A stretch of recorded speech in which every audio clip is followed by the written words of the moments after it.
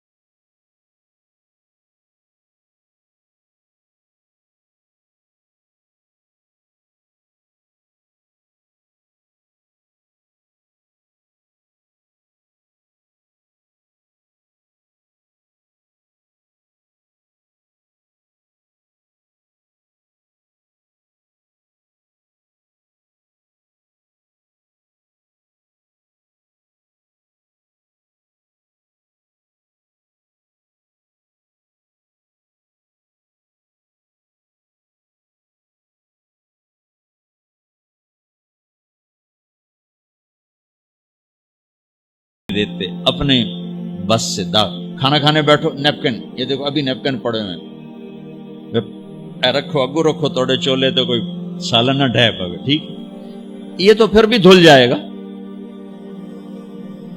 लेकिन यहां दाग लगा कभी नफरत का, कभी गुस्से का, कभी इंतकाम का, कभी हसद का, कभी बुग़्ज़ का, कभी कीने का। इंसान सबसे ज्यादा अपनी जात से मोहब्बत करता है। ये मामूली से कपड़े को दाग से बचाते हो, जो सबसे कीमती चीज है दिल, जो बादशाह है, इसे भी तो साफ सुथरा रखो। जैसे हम लाख जोर लगा लें, हम कपड़े को मैल से नहीं बचा सकते, लाख जोर लगा लो, लोगों के मनफी रवैये आपको तोड़े बगैर नहीं छोड़ेंगे।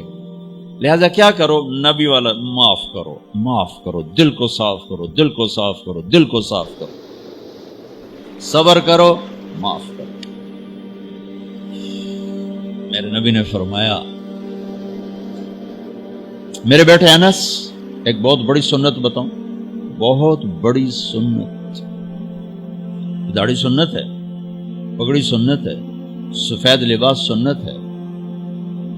बहुत बड़े का लफ्ज मुझे यही याद है, हो सकता है कहीं और भी हो।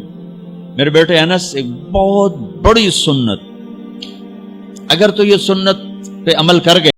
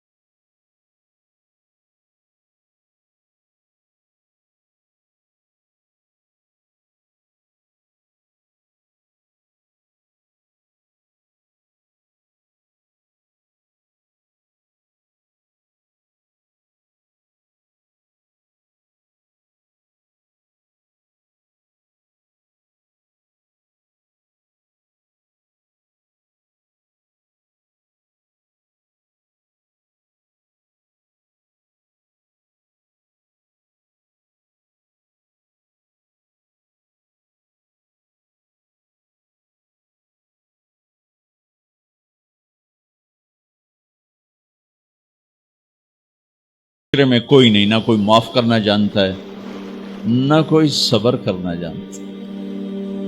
तो ये मैं वो चीजें बता रहा हूं जो मुआशरे में कोई नहीं है, मैं और आप कर लेंगे तो हमारी कीमत बड़ी लग जाएगी।